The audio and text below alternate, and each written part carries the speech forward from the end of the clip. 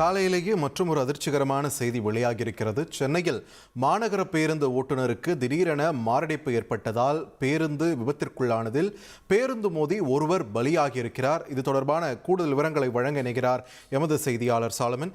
சாலமன், வணக்கம். இது எந்த மார்க்கத்தில் சென்ற பேருந்து விபத்துக்குள்ளானது? மாரடைப்பு ஏற்பட்ட பேருந்து ஓட்டுநருடைய தற்போதைய நிலை என்ன? பாதிக்கப்பட்டவர்களுடைய நிலவரம் என்ன? விரிவாக பதிவு பண்ணுங்க.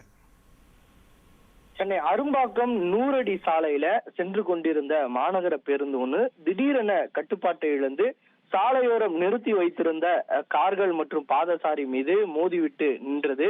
இந்த சம்பவம் அப்பகுதியில பெரும் பரபரப்பை ஏற்படுத்தியது. குறிப்பாக இந்த விபத்துல 4 கார்கள் முழுவதுமாக சேதமடைந்த நிலையில அங்கு நடந்து சென்று கொண்டிருந்த 50 வயது மதிக்கத்தக்க பாதசாரி ஒருவர் சம்பவ இடத்திலேயே உயிரிழந்தார்.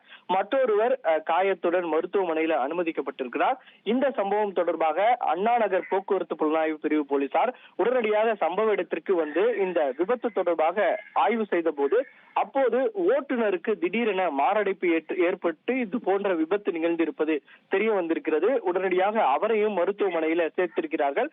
அவர் அபாய கட்டத்துல இருப்பதாக மருத்துவமனை தரப்புல ஒரு தகவல் தெரிவிக்கப்பட்டுள்ளது. குறிப்பாக கிளாம்பாக்கத்திலிருந்து கோயம்பேடுக்கு செல்லக்கூடிய பேருந்து 70C என்ற எண் கொண்ட மாநகர பேருந்து தான் இந்த விபத்துல சிக்கி இருக்கிறது. மாநகர பேருந்து கிளாம்பாக்கத்திலிருந்து கிளங்கி கோயம்பேடு நோக்கி சென்ற போது திடீரென அவருக்கு, அதாவது ஓட்டுநருக்கு மாரடைப்பு ஏற்பட்ட காரணத்தினால இந்த கட்டுப்பாட்டை இழந்து விபத்து நிகழ்ந்திருப்பதாகவும் போலீசார் தரப்புல தகவல் தெரிவிக்கப்பட்டுள்ளது.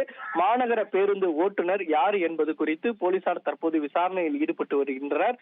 இறந்த நபர் தற்போது பிரேத பரிசோதனைக்காக அவரை கீழ்ப்பாக்கம் அரசு மருத்துவமனைக்கு அனுப்பி வைத்திருப்பதாக போலீசார் தரப்புல ஒரு தகவல் தெரிவிக்கப்பட்டிருக்கிறது. உங்கள் விரிவான தகவல்களுக்கு நன்றி சாலமன்.